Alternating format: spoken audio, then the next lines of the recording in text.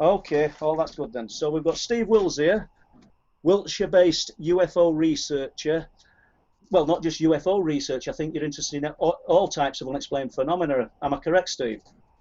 Yes, hi guys. First of all, hi Paul, hi Les. Thanks for having me on. Yeah, I mean, I'm kind of interested in a kind of all sort of Fortean sort of type events, but you know, mainly my main sort of interest is in UFO phenomena. Okay. And so then, Steve, I mean, for anybody that doesn't know you, I should think a lot of people within UFO, we'll call it UFO community, will know you because you're a well-known face at conferences. I know I bumped into you years ago at Woodbridge. That's where we first met. But how did you become interested in this subject? You know, initially. Right. Okay. Well, probably since the age of about 12 or 13. My dad was interested in such things, but I didn't really know that at the time. But I'd been off ill from school for about a week with one of the many things that were going around, you know, chicken pox or measles or whatever it was. And obviously I was led up, and unknown to me then, my dad had started collecting the Orbis Unexplained magazine. I don't know if you or any of your viewers can remember this.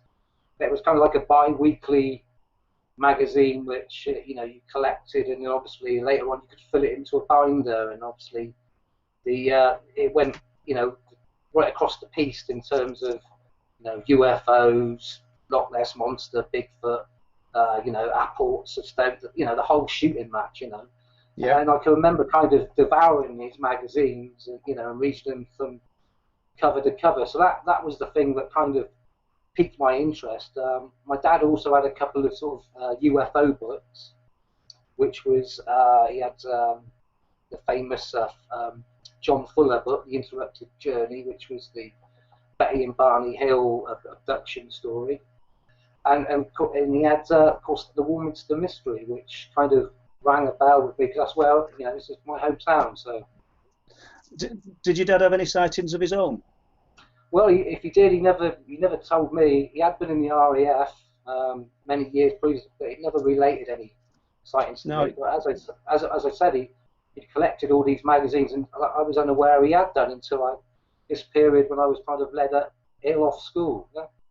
It's interesting, isn't it? So he'd got an avid interest, but it never spoke to you. Well, obviously, you discussed the subject though in later years, did you? Yeah, we chatted, and later on in life.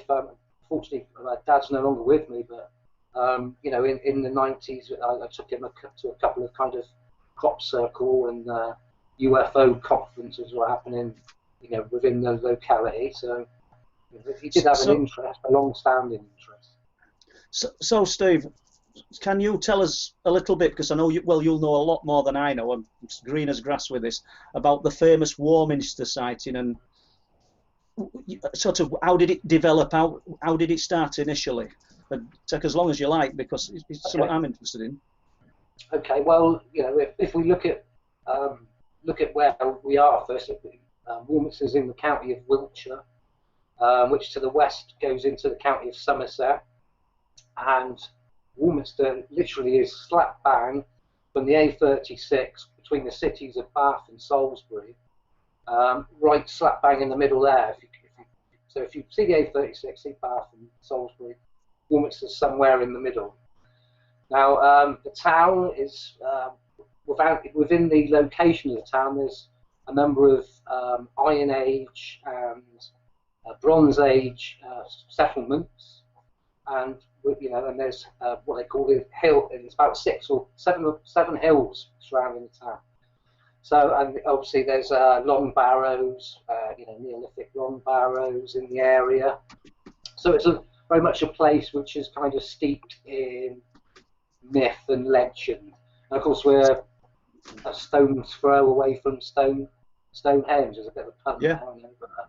So, you know, so we're very, very close to the vicinity of Stonehenge and that sort of thing. So it's interesting that the earthworks seem to figure in a lot of these.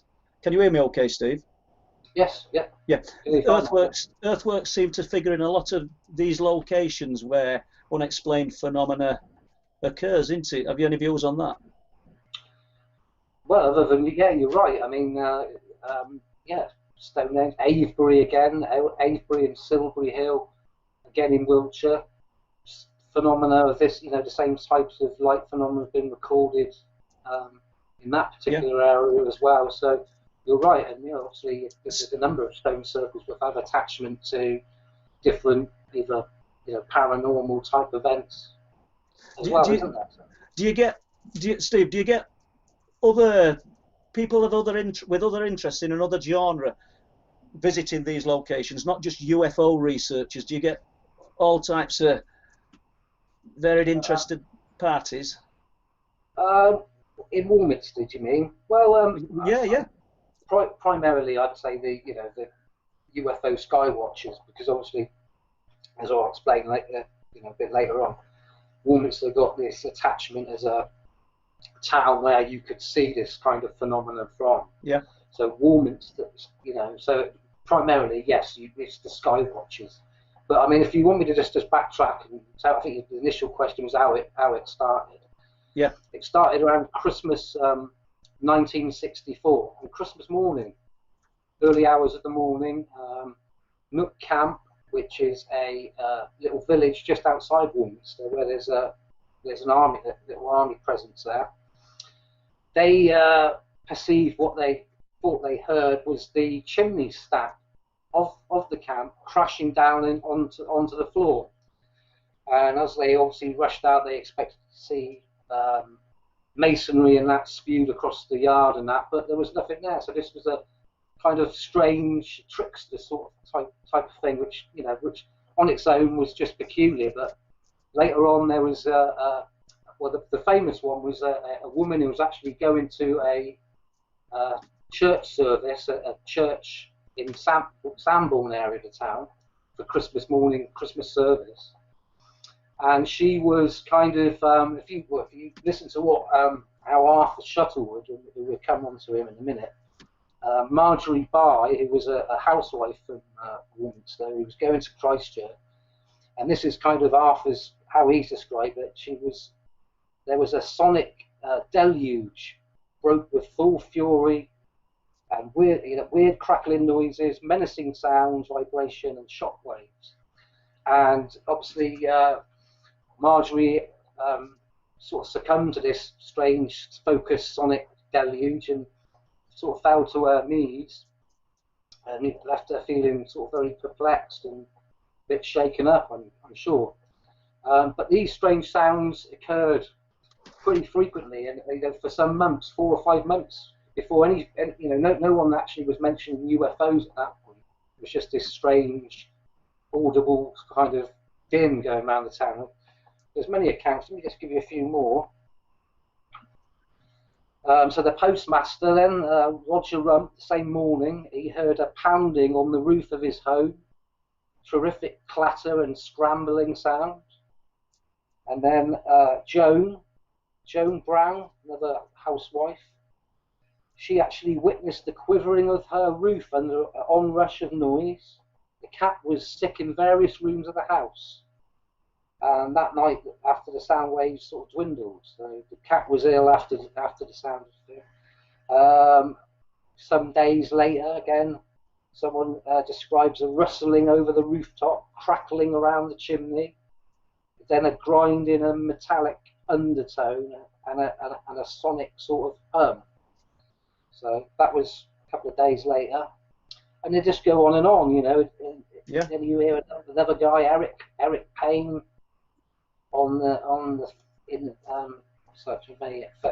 in March, he heard a whistling noise which developed into a buzzing. It seemed to flatten the treetops on either side of him. What, flattened them and they sprung back up, or broke them, or? Yeah, I think so. They were just, as though it was under some sort of force. Now, this electrical crackling, Steve, I don't know if you'll know answer to it, but I said electrical. Is that what they're attributing it to, the crackling, or just the? Well, at the moment, yeah, they don't really know. It's kind of, by definition, sort of ambiguous in itself. Go on. Sorry. When somebody reports the roof rippling, are we talking about some kind of air distortion, like we'd perceive a mirage, or are they actually talking about movement? Did Yes, anybody I go think into so. that? Yeah, I think so. This is what Joan Brown, she witnessed the quivering of her roof under the onrush of noise. Now this happened obviously this happened in March of 1965. So I mean, you know, one of the problems now, passing the time, that you know, a lot of the witnesses 50 plus They're not years there, ago, yeah. they're not with us anymore to kind of determine that for sure. But let me just give you a few more. Yeah. There's another one, Mrs. Haynes. The rooftop was besieged by a pounding, which woke her. She sat up bolt right in bed, you know, frightened by these sound waves. And then there's another occasion where, and then we go on to, we're nearly into, so it started in 1964, around the Christmas time. So it's this weird odd sound now has progressed through, you know, through January, February, March. Now around April time, we have our first UFO, one of the first UFO sightings at least, was by a guy called Charles Hurd. Now Charles Hurd, he was a council worker at the time, and he was in the central car park area. Yeah. From that particular area, he's got a good view of Coppeak. Now, Coppeak's about 150 yards from my window. I can see it from this very window. But what he described in seeing is what he said was a red hot poker, a very thin, bright, illuminated poker, which he saw, and it exploded. And Charles, being an ex-squad, immediately sort of dived down for cover. And when he looked up, obviously it disappeared. Now, I'd managed to interview his daughter about 4 or 5 years ago, and she could remember the incident, and she said, you know, Dad was he'd fought in Burma. This guy, she said nothing frightened him, but that day he come home sort of white as a sheet, sort of thing. Whatever he saw, you know, frightened him. Yeah. So that's one of the very first accounts. Now there's another lady, Hilda Heberdage. Now she'd seen more than one. On more than one occasion, she'd seen UFOs from her window, and the objects were cigar-shaped and covered with bright lights, which winked and blinked. There were various shades of gold and yellow. Right. And so, Steve, were these sightings? Were they all times of the day, night, or were they nighttime sightings? That applies to sounds as well. Yes, the sounds were pretty much in the evening. A lot of them were in bed at night time. Yeah. Yeah. But most of the sightings again were at night. But there's some of them which were in the daytime, and I'll give you an example here, which is one of the next ones, which took place in a place called Shearwater, which is a kind of a beauty spot around the town of Warminster. It's a large fishing lake. That's part of the Longleat estate, which obviously where they got the big park. And 17 people are said to have witnessed this, who were at Shearwater. They all witnessed what they say it was, again, cigar-shaped, huge size, orange-red in colour, with slight variations. And that was witnessed by 17 people. Again, and there's another one who describes Harold and Dora Horlock. They saw around the same time period. Again, they described these as pokers again. Twin red-hot pokers hanging downwards, one on top of each other with a black space in between. So that shape, that seems pretty prominent throughout these accounts, doesn't it? This tube. Well, it's certainly it is in those at least 2 or 3 accounts. Later on, then it becomes more, you know, elliptical and balls of light are seen as well. Yeah. But this is a good one. This is this one. This one happened. Yes.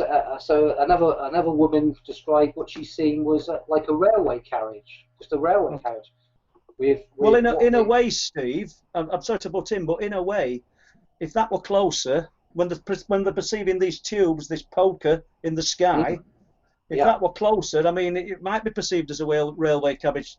Sorry, but did the well, the sea windows? Yeah, Are the windows? they saw windows which were lit up bright with light from whatever was inside. Yeah. It's So interesting, isn't that it? so these are just coming so these are coming in thick and fast. So So this is throughout '64, then. this is 64. The 64 was pretty 64 That's the was where it start. started the strange sounds, and then we go in a few months still people perceiving and hearing the sounds, and then about midway through sort of April time we then sort of get to the UFO sightings.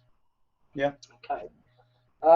So I mean we could keep going on and on. No, well, no. So, well, just how did events get labelled the Warminster thing? How did that come about?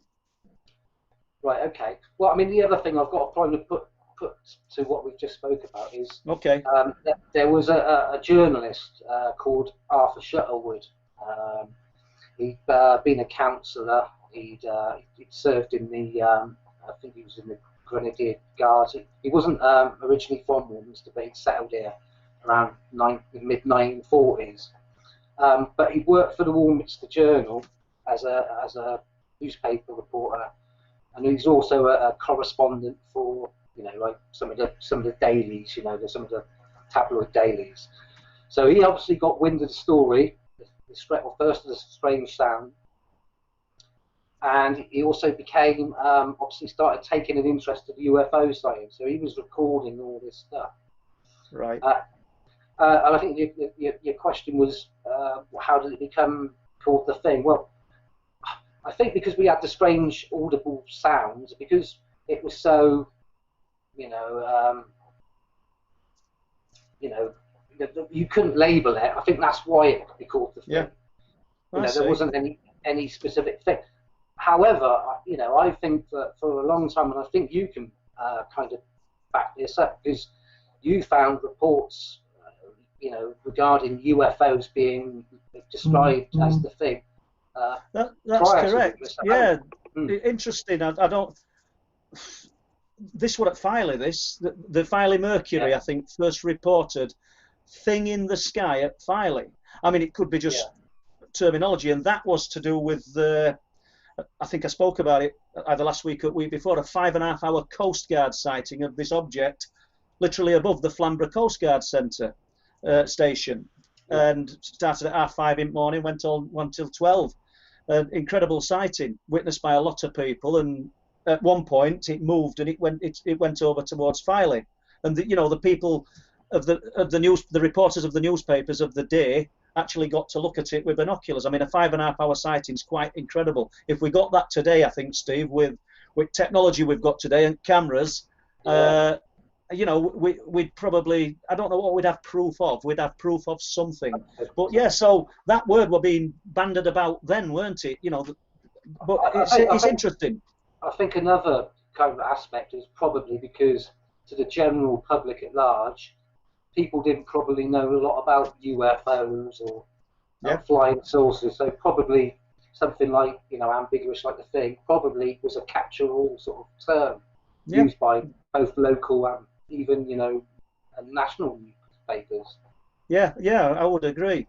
So were there any specific areas where people were seeing the objects then?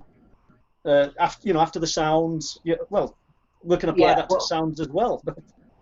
Well, yeah. In the first instance, the sounds were heard just in the kind of environment of the town location.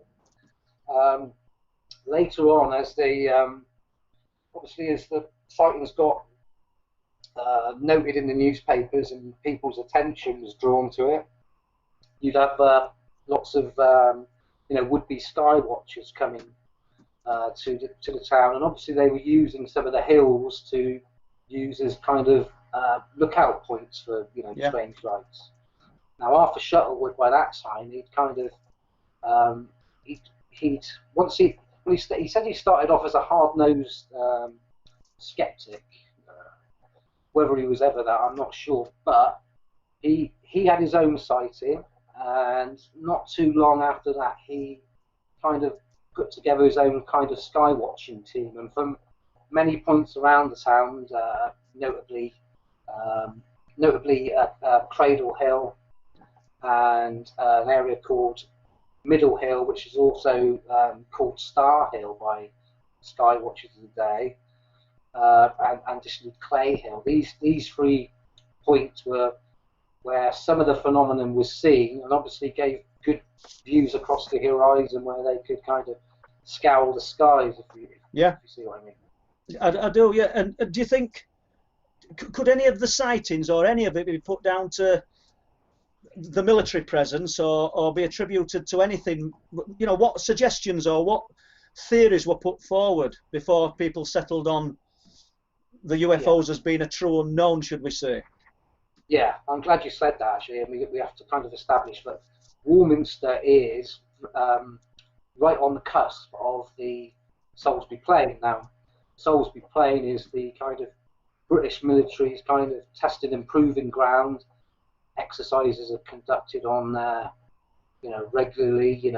At any given time, you could see, tracer fire, flares being used in exercises from a lot of these points, because obviously Cradle Hill looks directly across to what was the old School of Infantry. So a lot of the stuff, so without a doubt, some of those sightings could be racked up to people perhaps not knowing the area, misidentifying flares or something of this type, and obviously military aircraft from some of the Salisbury Plain is flanked with different bases, from Middle Wallet right down which tests sort of aircraft and helicopters and this type. So it would have been a common sight to see low flying aircraft lights across some of these locations. So you have to say, without a doubt, some of them would have been people perhaps not overly au fait with the area and the activity of the army, misidentifying stuff. That's yes, there'll be some truth to that, and that's probably in all areas as a general rule. If something's been seen and you get members of the public going out because they're interested, let's go see if we can see anything, and they see afterburners of a jet, or they see some other strange iridium. We probably didn't have iridium flares then, but for this to hang around for 55 years and still be of interest, because that's essentially how long it's been sort of going on, the interest in it. There's got to have been more than some kind of misidentification, I would think, don't you? Yeah, definitely. I mean, I think you can say whatever it is, 50, 70 years or whatever since the modern UFO age. I think we probably know it's probably been with us for time immemorial, hasn't it? Oh, good God, yeah. That's what I was touching on when we talked about the burial mounds, the Neolithic earthworks, and the standing stones and Stonehenge. Yes. And I probably going over old ground here, but I believe these ancient peoples actually placed these things there because they knew this strange phenomena occurred in these areas. And it's not a matter of people are quick to say, well, they weren't as educated as us, but I mean, what does that mean? They haven't seen something unusual in the sky, and just because we hadn't got books and the written word doesn't mean that they couldn't try through folklore, through paintings and documenting what they've seen, and through the earthworks and placing their things of reverence on these sites. Now then, is there any, jumping from that, sorry Steve, is there any MOD files sort of with information pertaining to the Warminster sightings? Yeah, well, this is a strange thing. There's hardly anything, only a brief couple of passages. Now, this could be through two sort of reasons, really. One being that we know that the MOD didn't routinely keep records on, they destroyed a lot prior to 1967. Right. So if we know that Warminster started in '64, and by that time, there'd been quite a some of the major sort of events of the UFO scene that happened in that period. So if they weren't keeping it, it's possible that many of them might have been destroyed. And the other reason that comes into play is that come 1966, the Warminster, the local newspaper, the editor, kind of got fed up really of it. They'd become the sort of butt of jokes and ridicule, the local town paper. And he kind of said to Arthur, I don't want any more of this stuff. You can be the sort of sole proprietor to any information. And this is when he became like this central figure who kind of drew all these information. So perhaps they bypassed the military and sent stuff straight to Arthur. I don't know, but there isn't a great deal in terms of paperwork, documents, whatever, not in the National Archives relating to Warminster. And that seems very strange because we're talking about a period of time that is said to have started in '64 and kind of ran to the tail end of the '70s, where people were still regularly seeing stuff. So it's odd that they don't have anything now. No, that's right. That's great. Well, it might be there. There might be stuff. It might be just a matter of wording it correctly. But I'm sure plenty of people have tried. Well, this is part of the. This is supposed to be part of the released MOD files. So, right. As we know, the MODs have said at least that they've released all of these MOD files. Now, whether they have or not, I doubt the better stuff ever went in there. But no, I would probably agree with you there. But there's not much in hardly anything pertaining to Warminster, which is okay then, Steve. Let's just jump to Les and see if he's got any questions here for us. Have you, Les? Right. I'm getting a little bit of echo myself now. Any better? Yes. I'll get through these questions quick. Sorry about the echo, folks. I don't know where it's coming from at this moment. So we've got 3 or 4 questions here. Do you think about aliens? Do you think this is from Rivdotia, Jeanette? Do you think the aliens? I'm having trouble. Come on, Les. It don't matter. Just do it. Yes. Do you think these aliens? Why do you think they're so interested about our climate? Our climate. I mean, well, how do we know they are interested in our climate? But I personally, I don't know what Steve's take on it is, and I actually do believe that what we think the aliens are interested in is probably the last thing that they're interested in. We haven't got a clue what they want from us. Some people will tell you that they have, you know what I mean, and come up with some theory that's unprovable. Just my take on it is I don't know why they're interested in us. If they're interested at all. I mean, we might just be some specimen like we're interested in keeping tropical fish. They might just be interested in observing us. I really don't know. What's your take on that, Steve?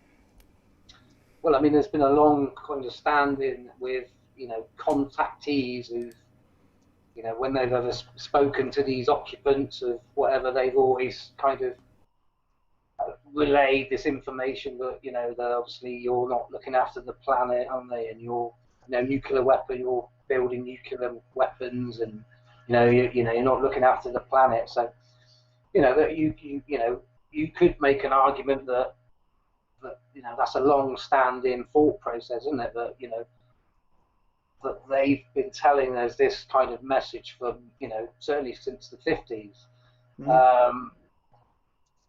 Who they are is another thing, isn't it? Yeah. More questions, Les. Hit us with it. Okay. We've got. Can everybody hear me? Can you just write in the chat whether you can hear me now? I think I've lost some echo at this end. Oh, good. Let's see if. Yeah. Just time for a bit of refreshment. Can everybody hear me okay? I don't think they can. It says no link now. Nobody's said out. So Is that meat vodka you got there, lads? yeah, we've lost the link. Yeah, we've lost the link.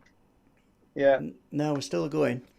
If we're still going, then why aren't yes, our cameras no on the echo. screen? I've got it. Lisa says she just confirmed my echo has gone, which I thought it would have done. So we're back on air. Right, back to the questions then, guys. So, well, going to Lisa, and this one is for you, Steve. Lisa asks, have you any accounts of the same orange stroke red spheres, ILFs, as we have here in this area? Do you get the same reports in your area? Yeah, certainly. These orange balls of light, which have often been associated, obviously around the world, not just within the UK, but prevalently in the UK. I mean, going back to what we were saying with the earlier accounts in Warminster, Arthur Shuttlewood, he actually nicknamed this phenomena the Amber Gambler. These balls of light which we've seen traversing slowly across the sky, witnessed by lots of people. There's a couple of accounts of there's certainly one account from we were talking about Neolithic Long Barrow, an area called Colloway Clump. A ball of light has been seen numerous times in that particular area, and it was said to have caused kind of vehicle interference to certain cars. We'd be familiar with the car breaking down, all electrics playing up, coming to a halt, and all the rest of it. When in the same vicinity as this ball of light. So the answer to the question is yes. That those things certainly have been reported both here in Wiltshire and indeed up in the East Ridings area as well. Yeah, and just sorry, Paul. Yeah, and just to follow on from that, Jane Bowery is asking, Steve, what have you seen yourself at Warminster? So what experiences have you had? Okay, well, I have seen some stuff. I've been up to a lot of these kind of locations that I mentioned earlier, Clay Hill and Star and Cradle Hill, with small sky watching teams with certain digital night vision stuff. And yes, we've seen strange light phenomena, as stuff that's transient, so it's quick. It's not hanging around for long. It's kind of almost blink and you miss it type of stuff in some cases. But I've not had the big mother load of a fine saucer or anything like that. But yeah, I've seen odd bits and pieces, light phenomena mostly. Yeah. Great. Okay, I'll just come back on with a couple more, Paul. Blue Shift is asking, Paul, have you tried the test for gravitational anomalies by using a laser and pointing at a target and looking for a bend in the beam? Do you know anything about that? Well, yeah, we have tried it. I tried it with Chris Turner. It was Chris's idea, not my own, so I'll hold my hands up to that. And we did try it up at Bempton. Over a few nights, we didn't get any results. And we've got to admit, though, weather conditions were appalling when we were trying it. We could have done with a still night, but Chris only came a couple of times, so it was difficult to fit it in. But we have actually got a laser on a tripod here, ready to try again. That's something that we are going to try again. So I think we'll probably have a go at that ourselves, Les, when we get to North Yorkshire. That might be something to have a look at. Okay, I'll just hit with another question. MKMD Exploration is asking, any reports from the former Linham or Bras Norton locations? RAF Lineham and Bryce Norton. Yeah, Bryce Norton is in just outside of Wiltshire, Oxfordshire, and the other area is what you just mentioned was RAF Lineham, which is now it's not an RAF base anymore. It's now it's an MOD. It's kind of an army place now. But certainly through the 90s, there's been sightings around the area of Swindon, which is quite close to the Lynham area, and obviously that's kind of like the sort of biggest RAF base, you know, in that kind of vicinity. So yeah, yes, there are, but I mean, I can't just rack them off at the top of my head, if you know what I mean. No. But yeah, there has been, yeah, certainly. Are you any more questions, Les, or are we sorted? I'm just looking through them, Paul, and I think Constellation Fleet, Paul, looking at historical evidence, do you think that the UFO phenomena may predate human history? Now, that's a good question. It's a great question, and obviously I can only give my opinion, and my opinion is yes. I think so. I think it's been here as long as us, if not a lot longer. Do you know, it's whether, for instance, I thought about it when, we'll jump to his question in a minute, when Steve was describing the UFOs, the tubular objects that look like glowing pokers, whether anything's changed from then to now in the 55-year period, I don't know. Whether going back in time, thousands of years, to when the people, you know, the Neolithic people and the sort of Middle Stone Age people must have been looking at this phenomena. Let's assume it were there then. It's something I sort of wonder, has the phenomena changed? Are the cave drawings that we see from different parts of the world, we know that they're crude, and the way that they draw animals is crude and things, but the actual objects that they're depicting look very similar to what people are describing in present day. So that kind of makes you think that, you know, does time even exist to this phenomena in the way that we perceive it as existing? I don't know. Sorry about rambling. To answer your question, yeah, I think it's been here longer than we have. Yeah, I agree. I think it's you know, as long as people have been able to look up at the sky, they've always seen strange, odd things. And what we're saying with, you know, regards to the pokers, that was what people in the 60s interpreted it as, you know, yeah. If you'd gone back another 30 years, it might have been something different, you know. So, well, yeah, but we talk about glowing crucifixes and flying through the sky, don't they? When you're going back even further, and they're describing it in terms that they can relate to, because certain things hasn't. Yeah. A poker. I mean, no, I don't know when a poker was invented. It's probably been invented poking a stick at a fire for hundreds and hundreds of years, but you know the actual word. But you're right. I think we've been looking at the same things. We've just had different words for them. Yeah, I think so. Yeah. Have we got more, Les? Yeah, I'm just going to throw this one in, and you might want to talk about this later. MKMD Exploration is asking, what's your thoughts on the Rendlesham incident? Are we going to touch on that later, or are you going to? I was going to ask Steve that. I mean, if you want to touch on it now, you can. But or do you want to stay with Warminster for a while, Steve? Well, I think we said we'll probably touch on that a little bit later. Okay, so right then. So if there isn't another question, then Les, is there? Let's have a look. Yeah. Steve-O, Steve, have you talked with people claiming contact with ETs at Warminster? So, have you talked? Okay, well, I mean, you know, I've spoken to individuals, witnesses who have said they've had contact experience with occupants. You know, whether you could say they were ETs or not, I don't know. There's a case I looked at from the 1990s. The guy, when I was working with John Hanson from the Haunted Skies books, another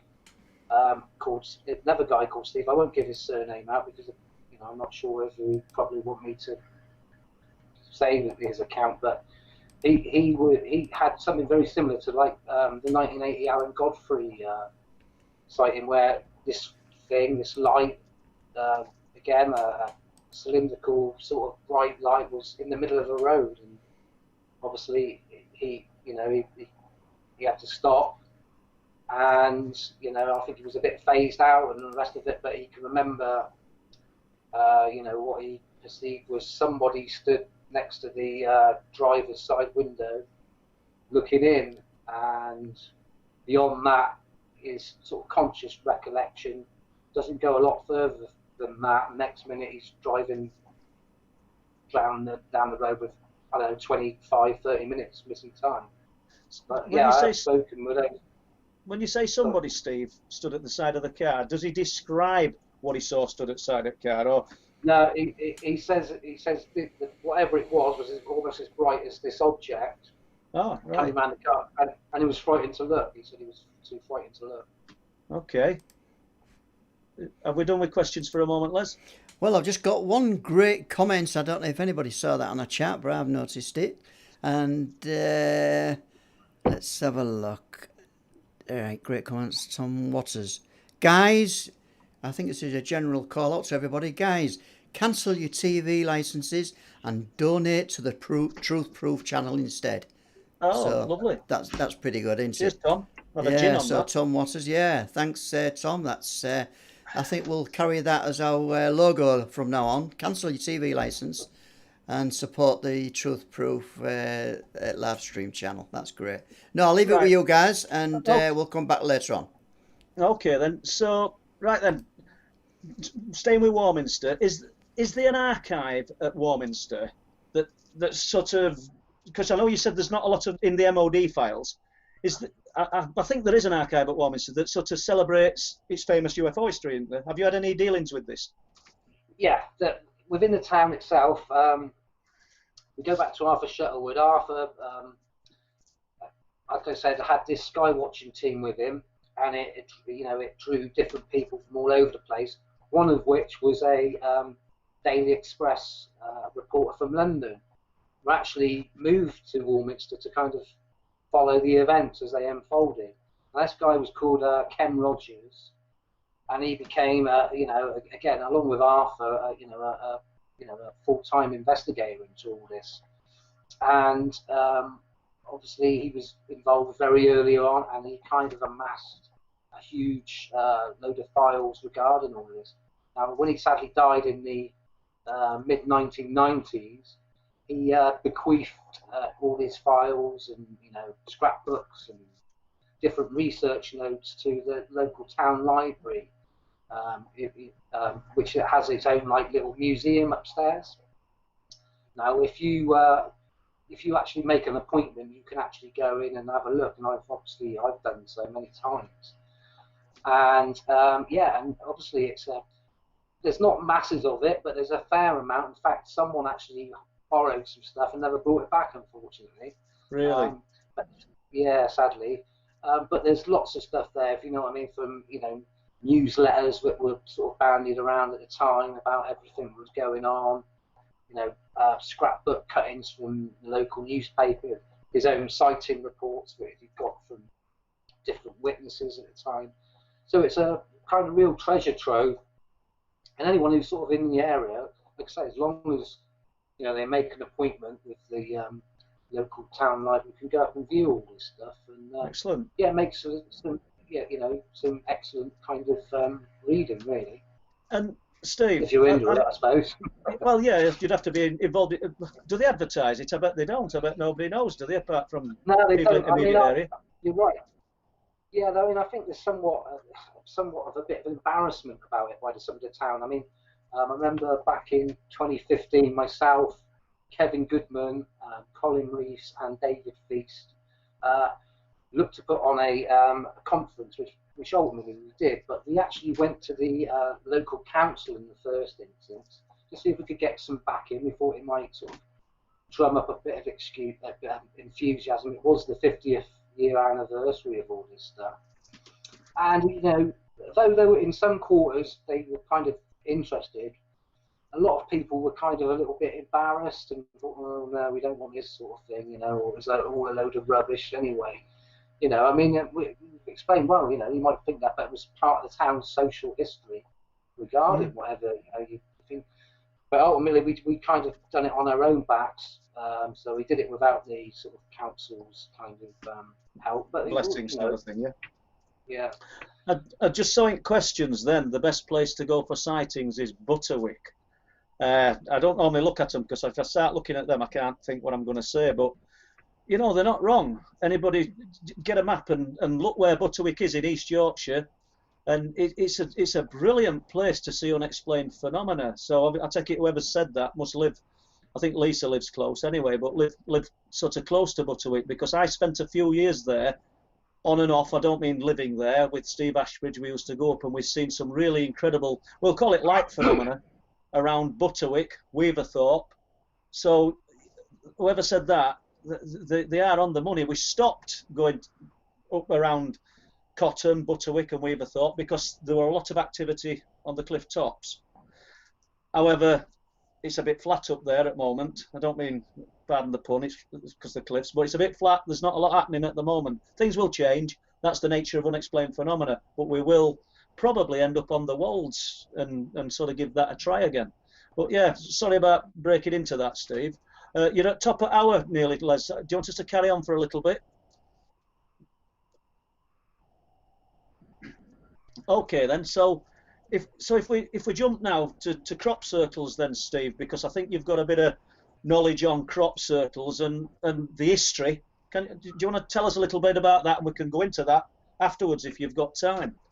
Yeah, of course. Well, I mean, obviously Warminster being in Wiltshire, and Wiltshire has kind of got the reputation of being kind of crop circle central, certainly over the years.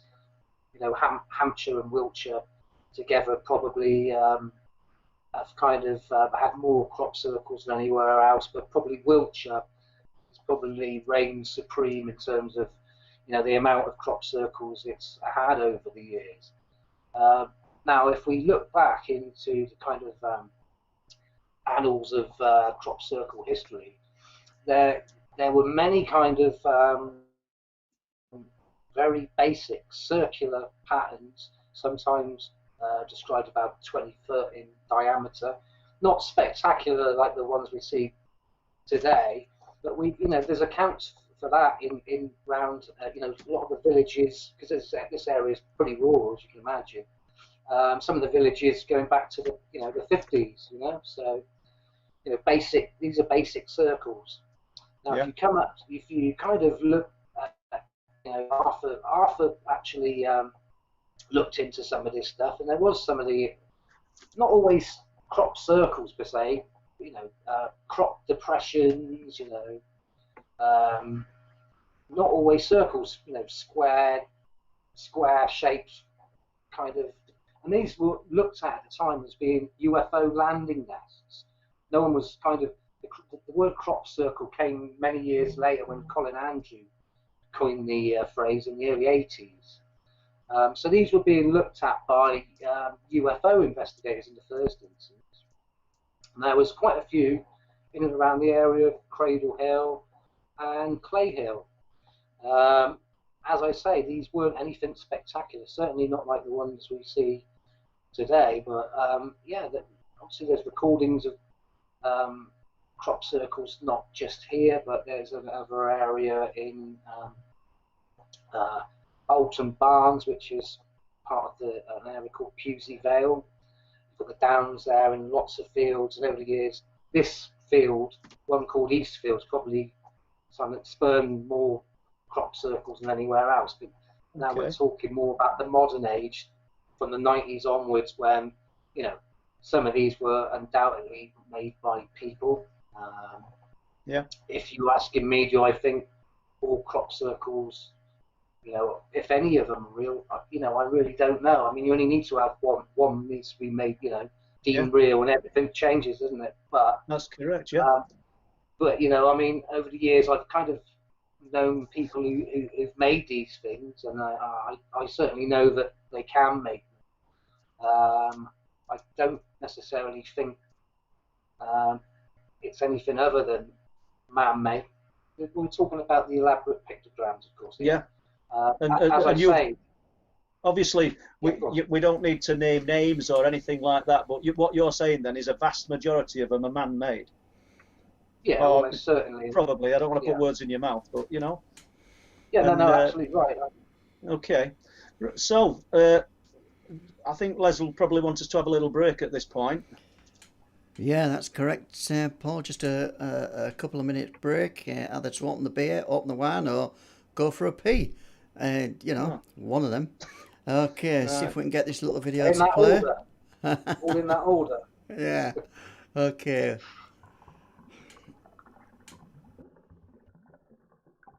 I come into this wood 2 or 3 times a week.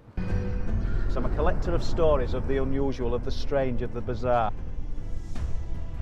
Today we're at Danes Dyke and we're going to have a little wander around the area because as part of my research over the years, lots of unusual things have been seen and reported about the spheres of light that have been seen around Danes Dyke. I saw these 2 red-orange, the brightest red-orange orbs I've ever seen. Well, the brightest red-orange lights I've ever seen.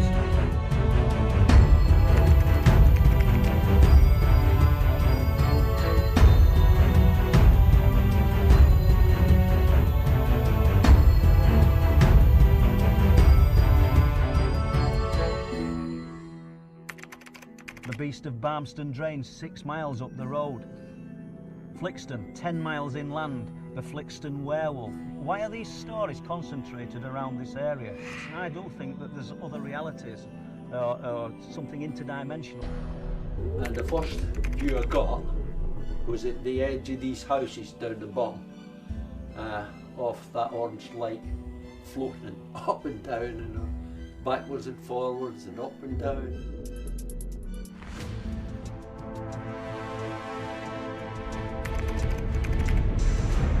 We started hauling, and we started laying on it. The boat was going over, there was a hell of a lot of weight.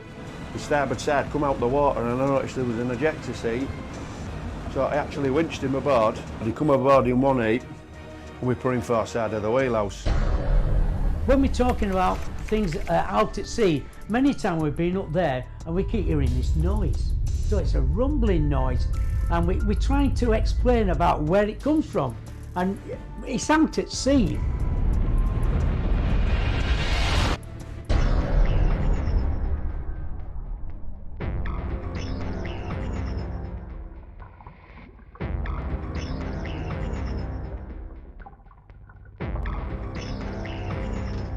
Right, as you can see, Steve's just not back yet in time, but you're going to get a weather forecast from me now. I'll read.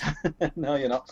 So, yeah, as we touched on earlier about these areas and the phenomena moving about briefly, just when I saw that question about Butterwick and all these places. And, you know, the East Yorkshire Wolds, for me personally, from about 2004 up to 2009, were as active as anywhere that we've been sort of looking and documenting around the cliff tops of Speeton, Buckton and Flamborough and Bempton. So I think the phenomena does fluctuate unless it was prolific there as well and we just weren't sort of observing it at the time. Do you know what I mean? Because we were on the wolds.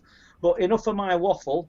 Let's get back to Steve and we'll carry. If you're all right, Steve, we'll carry on with these crop circles. And obviously you've given us your views that a majority of them are fake, and I think that's great. I think it's good to be. I don't great that they're fake, but what I'm meaning is that you're objective enough to realise that not everything that we see in the sky, not everything that's sort of made in them fields, is the work of little green men.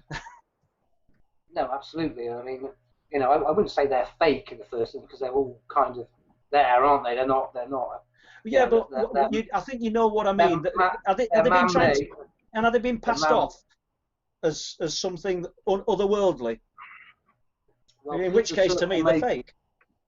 Well, the circle makers as artists remain anonymous, don't they? Because as soon as you come out and say, "I've done this," you know, you've let yourself in for all sorts, haven't you? Noticeably trespassing and criminal damage, you know, in the first instance. So they like to remain anonymous. So they don't tend to admit their work. They kind of make them and then see what other people make of them. Yeah, but it sort of doesn't do our cause any good, if you know what I mean, really, does it? Because it leaves. You're going to get some people whose jaws are going to drop to the floor, and it's always going to be somebody from some distant star system that's done it. And you might be sat there thinking, well, actually, I know it isn't, because. Do you know what I'm saying? Are any of the farmers aware? Are any of the farmers aware that some of these things are going to happen on their fields? We aren't naming any farms or anything. No, some of the bigger, larger ones have been commissioned. So the farmers have been paid and told kind of not to disclose anything. They've probably been paid, rewarded handsomely. I don't know, a couple of grand or whatever. The value of the crop. Yeah. Value of the crop, probably a bit more actually, to be fair. Yeah. Just to kind of stay stum about these things. And these tend to be the ones where they're a bit bigger, a bit more spectacular, and they might have been worked by a couple of teams over perhaps even more than one particular evening, or multiple nights. Yeah. I find that fascinating. See, I never knew any of that, and I knew that people obviously do fake them, some of these are a majority are man-made, but I didn't know that. But I suppose it makes sense, doesn't it? If you're going to do something over a couple of evenings, over a large area of crop, if the people who own the land aren't in the know, they're going to be absolutely furious, because they're going to find out at some point during that process, aren't they? You would think. I got to see one, Steve. Yeah. Go on, sorry. I think I think the farmers were pretty more warming to it back in the 90s, when they could sort of charge a pound a person coming into their field. They probably did all right out of it, but I think over the years is kind of perhaps it's petered out a little bit. The interest levels have petered out. Many of the farmers now, as soon as they have an indication that they've had a crop circle, will cut it out almost straight away. Just to stop the interest levels, i.e. people traipsing through their crop, causing more damage. Yeah, I could imagine. I got to see one at Rudston years, I don't know, 15 years ago probably, maybe not quite, and I was told not to tell anybody, and that the rules were that I would be taken to it, shown it, and say nothing about it to anybody, because they didn't want the land turning into a thoroughfare. And this was just like a 60-foot circle. There were nothing ornate about it. There were no signs and binary codes in it. There were nothing. It was just a. So do you think then the more complex ones are more likely to be man-made? Fake. Yeah, definitely man-made. Yeah. I mean, the other thing as well. I mean, I was talking to Busty Taylor. I don't know if you know Busty Taylor, but he was probably one of the 3 original kind of crop circle researchers, along with Colin Andrews and a guy called Pat Delgado. Busty was a pilot, and he, all those very early crop circle photographs we've all have seen, 9 times out of 10 it would have been a Busty Taylor photograph, where he used to fly over and take all these amazing pictures. But he kind of relayed to us when we were at Avery once that there were peculiar ones which were kind of out of the way, just basic circles, nothing to them, nothing spectacular, and just seemingly to be in an odd place where no one would ever see it. The farmer would probably only see it if he kind of stumbled upon it, probably when he come to harvest it. And these were a bit of an anomaly in the system, because he couldn't see how or why anyone would do it, because no one would likely see it.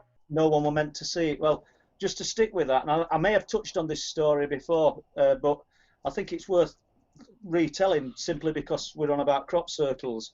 But at Wilsthorpe, and I think it was 2009, which is interesting because we've got all these Wilsthorpe, we call it the Wilsthorpe incident, all these sightings. There's a farm there, and right near the edge of the road, but it couldn't be seen because of high hedges. I went to speak to the farmer and asked him about any particular interesting things that he might have seen leading up to what we've called the Wilsthorpe incident, and he told me about a crop circle. Not a huge circle, just a large crop circle near the road behind the edge. Told nobody about it, but he told me an interesting story. And I think some of these people in here might have already heard it, but he said he had a tractor with no air conditioning, a combine harvester with no air conditioning. So it was sweltering hot. And he'd got a liver-coloured spaniel dog sat in this well of the combine, he says, and when he went towards it, as soon as the head of the combine hit the circle, the dog sat up in the combine and began to howl. He said when he went through the circle, it was cold. did his fields. He says it took him, I don't know, three hits or whatever it was more to clear this circle. And every time the head of the combine hit it, the dog sat up until it had left it. So they were picking something up. But I'll tell you what, I don't know whether anybody's ever done any research into this, and I certainly haven't. But I picked up on what this guy told me at this particular farm, because what height would he be in a combine? There may be somebody in chat that could tell us, because I don't know. But what I'm saying is, he said that it was absolutely sweltering hot inside that old combine harvester. But when he entered that crop circle, it went cold. So I wonder if anybody's done any experiments to see whether there's a difference in air temperature. Because I think it's worth considering, because this guy, I just dropped on him asking about UFO sightings around Wilsthorpe, and he'd come out with this amazing crop circle story to me. And I think he's probably onto something there, and the dog certainly perceived it. I don't know. Yes, I mean, I know people like, obviously Colin Andrews has done, lots of research, right across the piece regarding, environs within the circle itself. Additionally, Dr. Simeon Hine, who's a US-based researcher, has looked at a lot of the equipment malfunctions that happen in crop circles. Right. But this is the peculiar thing. These happen in man-made circles as well. Some of these anomalies. So I mean, it's hard to actually, because I mean, there's crop circles where dogs have entered them and felt ill, and they've been ill, and people have felt lightheaded. People have felt as though they've had bad legs, and they've been provisionally healed for feel. So there's all this going on. It's strange. So I mean, I'd never rule out that some of these crop circles are man-made. It seems to be, it's almost like doing them creates.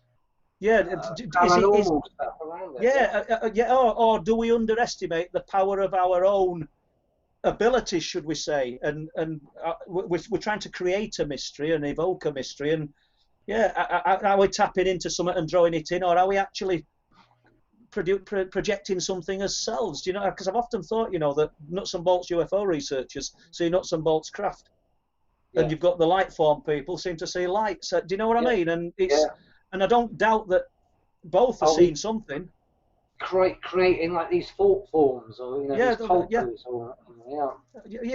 just another kick about.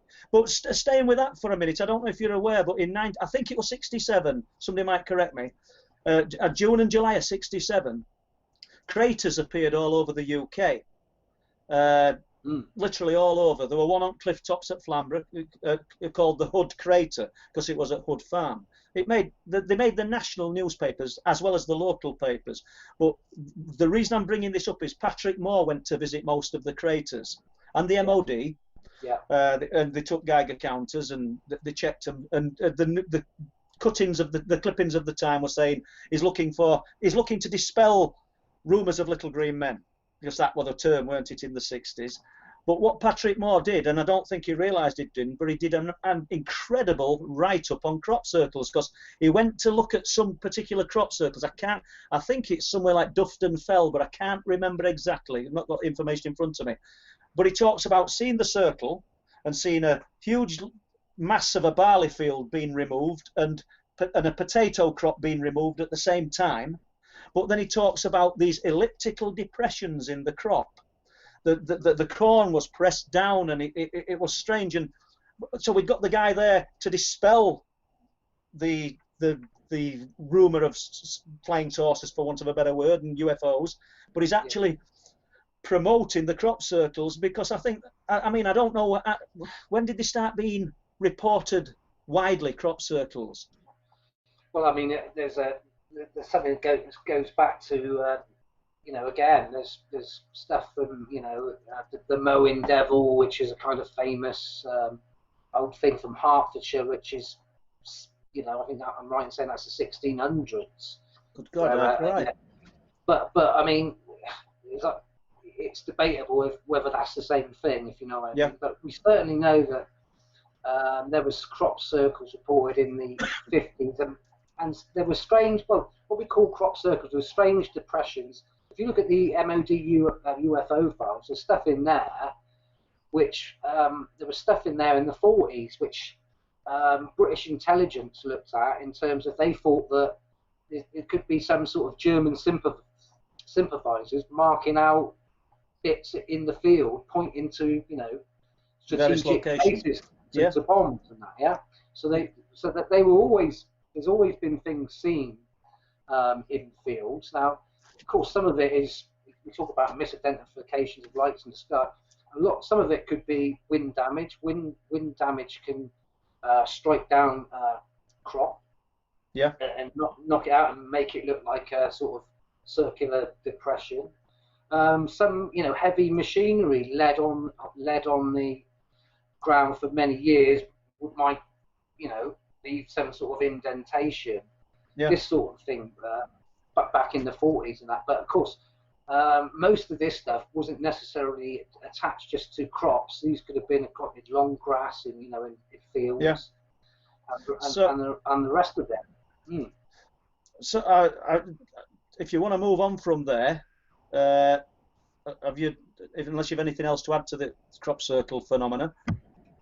Well, I mean, just going on, when we're talking about the strangeness of man-made circles, you know, the crop circle makers themselves have suggested that, you know, they've had odd things happen to them. You know, they've been chased out of fields by odd balls of light. They've angry farmers. Yeah, angry farmers, and hold on. Let's just see if Les has got something for us. Come on, Les.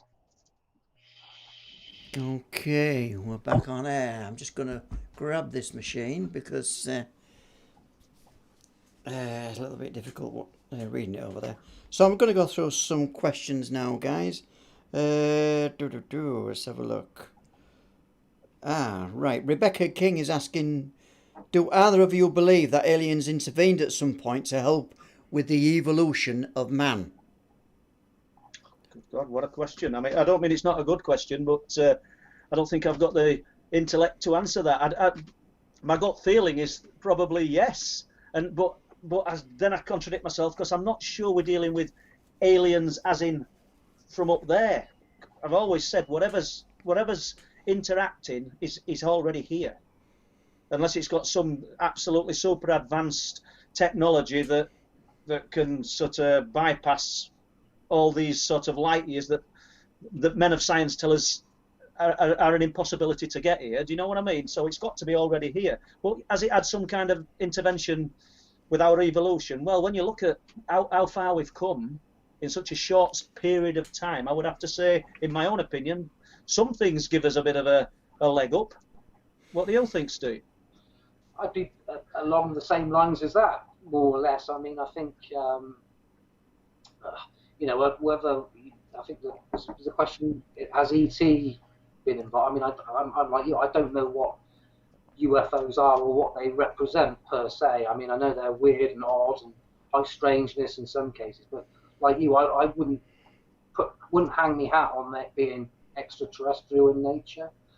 You know, so could it be trans-dimensional? Possible, you know.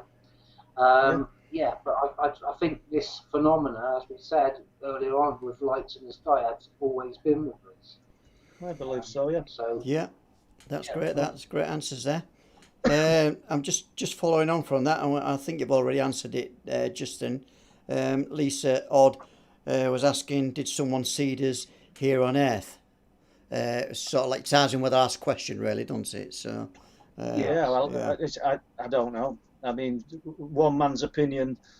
You'd get if you asked 1,000 people, you might get 1,000 different, opinions or slightly different variation on it. I don't know. Yeah, and to follow on from that, Stephen Reynolds is asking, could it be people in brackets UFOs in our future coming back for a look at the past? So there's a concept for you to get your head around. Yeah. I suppose I suppose that's possible. It's really difficult, isn't it? I mean, there's been suggestions. I know we might touch on Rendlesham Forest, but there's been suggestions sort of relating to that with Rendlesham incident, haven't there, Steve? Yeah, that's right. The future traveller coming back to visit past times, i.e., if 1980 Jim Pennison suggests that's how he believes what he experienced, isn't it? So. Yeah. Yeah, it's a possibility. Who knows? I mean, you know. At the end of the day, we're dealing with something that, you know, unless you want to set yourself up as an expert and start telling people what it is, and there's loads of them, and at the end of the day, I don't really think they've got a clue. But they want to be important. I'd sooner just hold my hands up and say, I really don't know. Yeah, So, absolutely. by the way, Liz. Yeah, okay, just to move on a little bit then, because we have some good questions in tonight's chat, and I've got to thank Leslie for sending those through to me. Or else we'd miss most of them, don't you agree, Paul? Oh, yeah, I do. Thank you, Leslie. Yeah. Right, Pecky the Pigeon. Now, I quite like Pecky the Pigeon's name, actually. And is Forden Church a possible time travel portal? Now, I don't know where Forden Church is. Is that for you, Steve? No, I think that's for me. Is that for you, Paul? That's one for Paul, isn't it? Is that Paul? Yeah. Paul? Well, I couldn't answer it. It's a strange little church, and once again we've gone on to Wolds. It's about, I think, what. I shouldn't be saying this. I think Pecky the Pigeon all know how far it is from Coachborough. I think it's about 10 or 11 miles, and it's just a tiny church. It's never open. I've been to it a few times. I have had a report of a cryptid at the side of Forden Church, and I'm wondering if this person is the one that gave me the report, because it's a strange, quirky question to ask about, because it's a, you know, anybody who Googles it, you'll find it. But I suppose anything's possible. It's near Staxton Wold, if anybody wants to know the location of Forden Church. And Forden itself probably has about 7 houses. That's it. You've done it. And as soon as I read that, I did know where it was, actually. So I don't think I was thinking correctly there. And what's paranormal activity been seen in well, I've got a cryptid report from Forden Church. A guy sat in his car. He was sat with someone else in the car late at night, and they claimed that they were a biped, fur-covered. Well, I think it knocked the car at first. Whether it's got to have been deliberate, hasn't it? I mean, if it's real, and they claim to have seen it, and that's probably from last year. I don't think I've spoken about it, and because I'm still trying to get more information from this person. I'd like to get a full story on it. I'd like to speak to him face to face for starters. Yeah, that's always the best way, isn't it? Yeah. I mean, it's a similar thing with the stuff we were talking about in Warminster. In the first instance, as we said, because things have happened sort of 50 plus years ago, that in past the time, those people are no longer with us. However, of course, they may have siblings and sons and daughters, which is kind of the next best thing. So that's what I try to do. Like yourself, you want to get it straight from the horse's mouth, if you can, don't you? I mean, you know, there's nothing better, you know. Yeah. And I mean, hold on. I think Les has got maybe another question. Have you, Les? Sorry. First of all, I've just got to thank support that's coming on the chat from Lee Roscoe, who has donated £10 to the Truth Proof channel tonight. Thank you, Lee, and thanks for very kind, and thanks for watching in, and I hope you're enjoying the show. Obviously, you are enjoying the show. Yeah, right. See, Tino says that a lot of churches are built on areas of high paranormal activity, and spot on, Tino. And do you know, I think we can say that for them all, but when you look at Rudston, with tallest standing stone in Great Britain, at the side of the church, it was there before the church was built. Well, it is obvious. Yeah. It was. And there's a I won't say paranormal activity. There's a lot of interest in the Rudston monolith and a mystical feel to it. Not that I'm talking about. That a lot of people, they visit it, they place stones against it, things that they consider important. I think Druids are very attracted to the Rudston monolith, you know, and I've got a big cat sighting there, but I'm jumping about here, so let me get back to Les. Go on, Les. I was just going to say what you were saying there. They tended to build, Christian tended to build on where Druids were, to kind of devalue them or depower them to other Druids, so because when they were trying to bring in Christianity, they used to shut the old standing stone at the back of the church. Sometimes if you go to many churches, you'll find an old standing stone.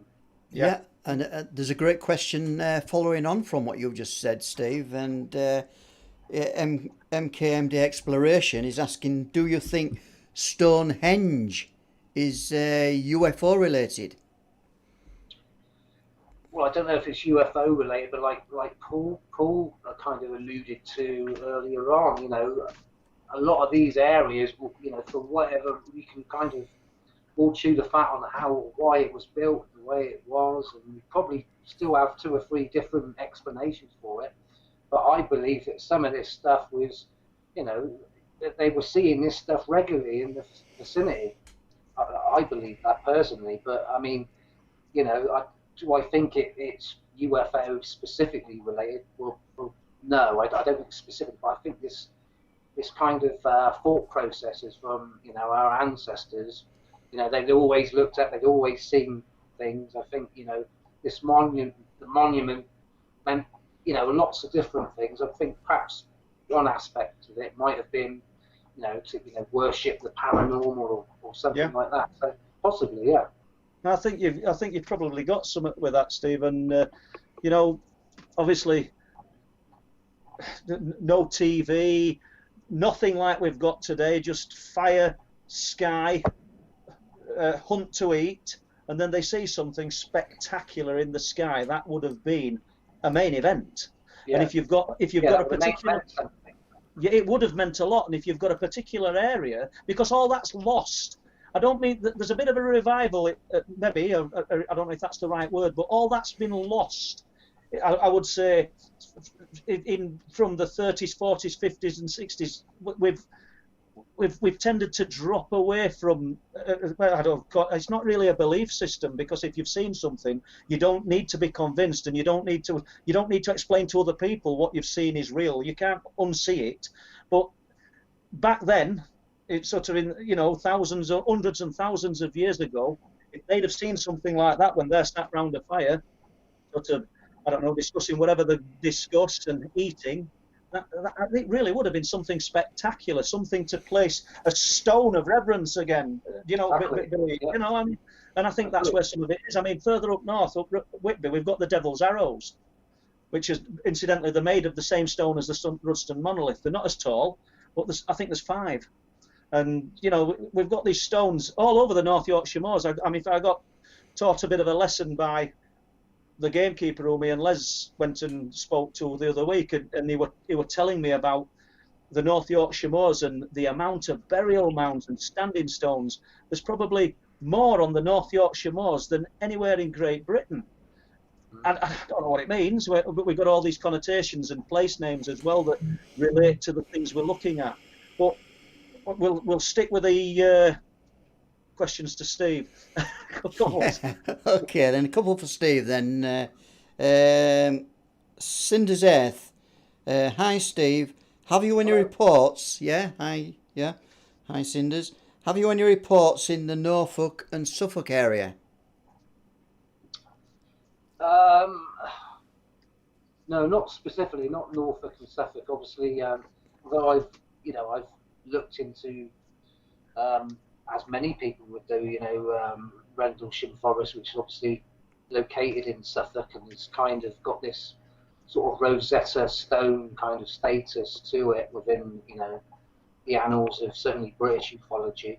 But I haven't actually got any witness reports other than the, you know, some of the ones that I've got archived from other people, if you see what I mean. Okay, yeah, thanks for that, Steve. And another good question, Steve, what's your thoughts on the Milk Hill video?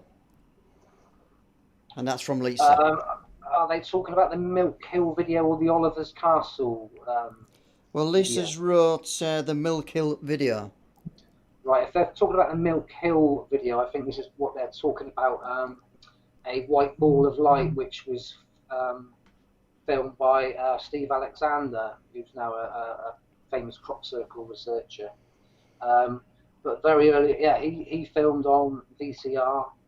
You know, a lot of, as of what's been seen a lot and reported a lot, is these kind of white milky balls of light, which travels across the field where a formation is. You know, probably a man-made formation.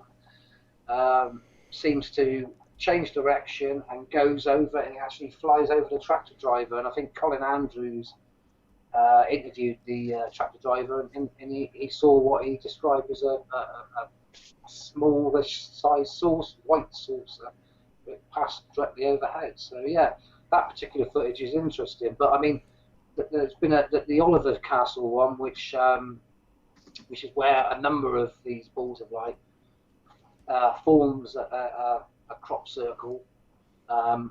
Yeah, that's regarded quite widely now as a kind of orchestrated hoax, and one that was put together by a Bristol-based TV guy. Yeah. Okay, so I've got another question. It's from Emu Cat. Not Emu the cat, but just Emu Cat. Welcome to the show, Emu. And the question is, any evidence for crop circles prior to very modern times? I think we've probably touched on that, Les. Yeah, yes. Yeah, I think we've touched on that. Yeah, I mean, before the exquisite kind of elaborate pictograms is what we probably call them now. Prior to that, there was a basic circle, a basic circle, nothing flash, and these were being investigated at the time by UFO investigators today as UFO landing sites. Yeah. Nests, as they're called, nests. Okay, I'm just going to fire one more question. I think this one's for you, Paul. In fact, I know it's for you because it says Paul at the beginning. So that's a good indication, really. Yeah. Yeah, Tim Brennan is asking, was your Rudston crop circle near the Gypsy race? No, it weren't, Tim. And hi, Tim. No, it was just well into fields, off the beaten track, and not near the Gypsy race. But I know what he's alluding to, because the Gypsy race, often referred to as Woe Waters. It's a stream that runs from high up in the Wolds down, comes out in Bridlington. There's a lot of sort of folklore and strange tales attached to it. There's a particularly interesting story from a burial mound, probably the most famous burial mound, if not one of them anyway, called Willie Howe in East Yorkshire, and that I think it's William of Newburgh first documented it, where a man travelling home late at night is passing the Howe, the burial mound, and as he's approaching, he hears laughter and merriment, and he gets a little closer, and there's a huge hole in the side of the burial mound, and he goes up to it, looks into it, and there's what he describes as a banquet going off with hobs and goblins. We know it's probably hard to perceive and hard to imagine, but this is what the guy says. Going back, I think we're going back to, I don't know, 16th century. I'm not sure that we've got this story from. It's probably before that. And all merriment stops, and they're looking at him, and they pour a drink and offer him a drink. Now, he didn't want to be enslaved to the hobs and goblins. Apparently, if you take a gift from these beings, you're enslaved to them. So he poured the contents out and did a runner on his horse and jumped the Gypsy race. They couldn't pass flowing water past the race, and he got away. Where the story becomes interesting, because this cup, called the Fairy Cup, I think it was given to Edward the Elder, but I don't know, by one of the kings, as a wedding present. Now he went to Scotland, and then somebody else requested it, or it was gifted to somebody else. You've got to understand, people listening to this, I don't have this information in front of me, so I could give you more accurate. The basics of the story are correct. It did go to one of the kings of Scotland, and I think it was Edward the Elder. After that, it went to another king, and after that, it sort of disappeared into the annals of time. So this cup existed. Whether the story's correct, I don't know, but it revolves around the Gypsy race, Tim, and it revolves around the burial mound of Willie Howe, which was excavated in the 1800s by Canon Greenwell, who excavated hundreds of earthworks in and around East and North Yorkshire, and he actually documents that he's never excavated anything with such a feeling of such an aura as what he did around Willie Howe. And I'll not dwell on this one, Steve, because we want to hear Steve, but this is the same burial mound where the pilot travelling home after his day in his vintage aircraft in 1996, I think it was, and I've spoke to him face to face on lots of occasions, claims that he saw a second sun setting, and then turned round, looked at it, feeling confused. It's daylight. He can't fly at night in this plane because it's not equipped for night flying, and his plane hit a brick wall in the sky. It was just as though it had flown into a cobweb. He says, and then the next thing he knows, he's come to and he's flying in darkness. We'll do that story at another time, so let's jump back to Steve. Sorry. Sorry, what was... Well, it's me. I've just rambled on answer. So any more questions, Les? Yeah, I'll come in with another question. I'm just watching you two there, and I'm thinking where we're going with this. But no, that's a great account, that, Paul. Thanks. Right. So let's have a look. We'll just go through what I can see here. I did come across a good one. Right then, Valiant Looney. Welcome, Valiant Looney, to the show. Great names. Great names, these, Steve. Yeah. They're fantastic, and they ask some great questions as well. So, are the real crop circles, are they from UFOs, or are they paranormal, maybe interdimensional? That's a good question. Well, I mean, it is a good question, and I'll put my kind of Paul hat on and say, you know, to be honest and truthful, I don't know.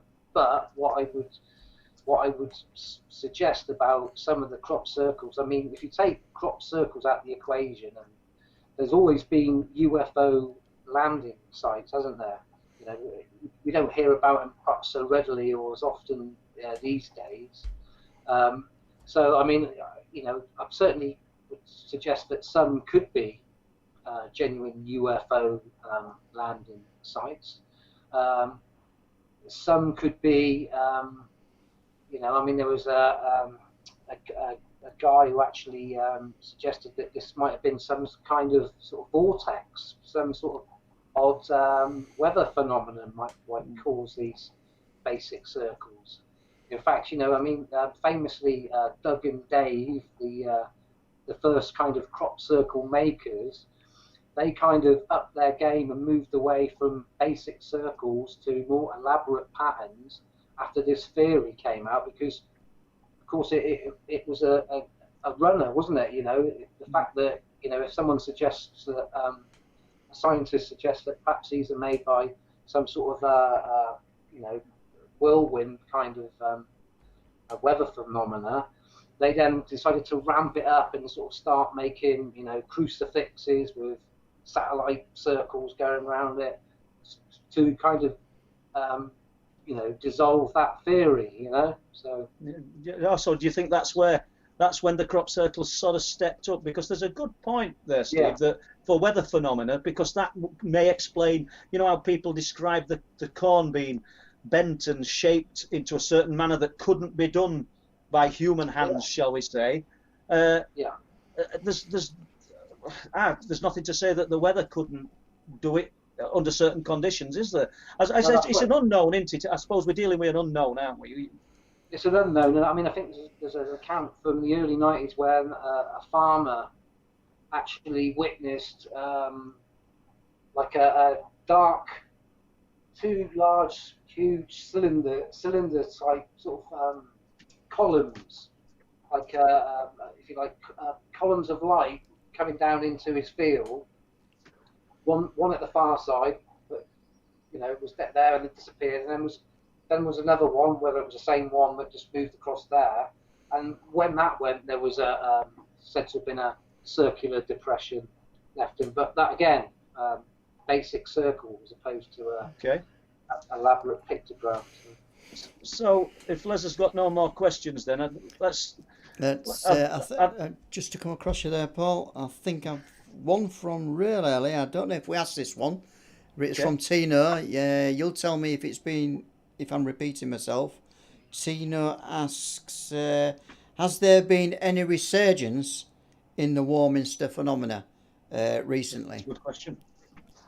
Okay, well, I mean, if we take what we consider to be the kind of peak activity was between 1964, 65 going into kind of the tail end of the 1970s, 77, 78, we get a period where it drops out in Warminster per se. You know, people aren't readily reporting them as often, but that's not to say that they've completely gone. I mean, you might have to go, you know, so you had an intense activity period at the time, and then you had, you know, 2 or 3 years later, you might have the odd 2 or 3 accounts, and that's kind of continued. So it's still kind of a window area for something, but you know, we don't no way have the kind of accounts what happened back in those kind of sort of you know, the mid 60s. You know, no way. I mean, obviously, you know, you were getting reports in, month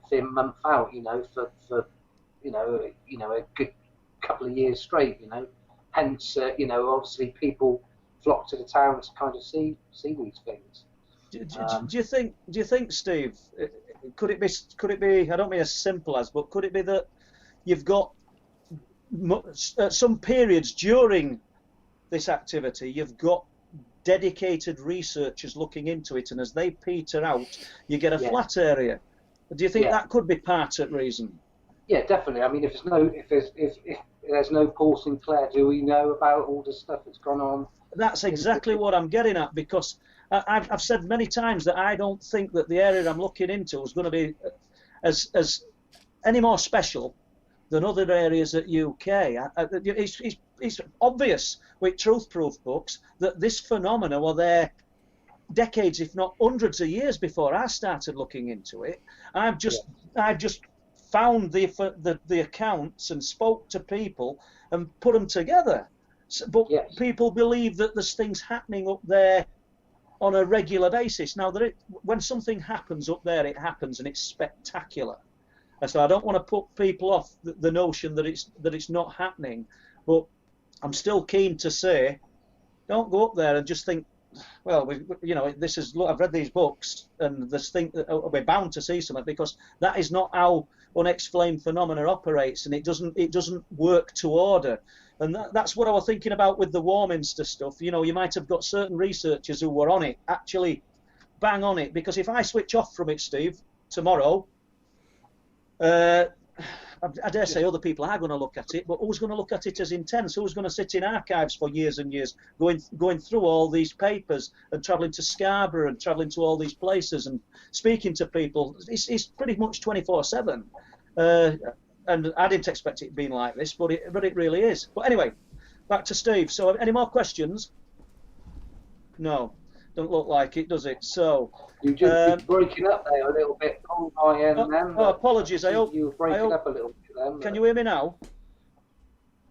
Can you hear me now, Steve? I can hear you, but your picture broke up. Oh, apologies. No. Right then. So I understand that you've done quite a bit of work with John Hanson of Haunted Skies. If anybody in the chat doesn't know John Hanson and the books that is produced, the Haunted Skies volumes, then you want to have a look, because they're well worth looking at. And what do you think he's done as a contribution to ufology, and what do you think, and what's he currently doing? Are you doing any work with him now? I know you were. I take it you've not heard me. Yeah, well, I mean, yes, I did hear you. You can hear me, okay? Yeah. Yeah. Go on. Yeah, well, obviously John's been kind of hard at this since the kind of the mid '90s, when obviously I think it was a family member of his had a UFO sighting and reported it to him, and obviously since then John's just amassed a huge archives of different files from different individuals, from organisations, and obviously John didn't just want to be an investigator per se, but he wanted to kind of put this out in a kind of a British kind of encyclopedia of UFO sightings, and I think that he thought it was something he probably could do in 3 or 4 volumes. I think whilst he was kind of doing the research, he just didn't realise what sort of size of task it was going to be. You know, it was just such a huge undertaking that he had to go through several volumes. I mean, if you've ever seen any of the books, they're kind of like your you know, the yellow pages, aren't they? And they're packed to the rafters. Masses of information. Yeah, and yeah, I mean, they're serious kind of students of this stuff. And I mean, obviously, John had done, I can't remember how many volumes he'd already done before I met him. I think he was probably on his seventh volume when I actually met him at all, you know, in all places at Rendlesham.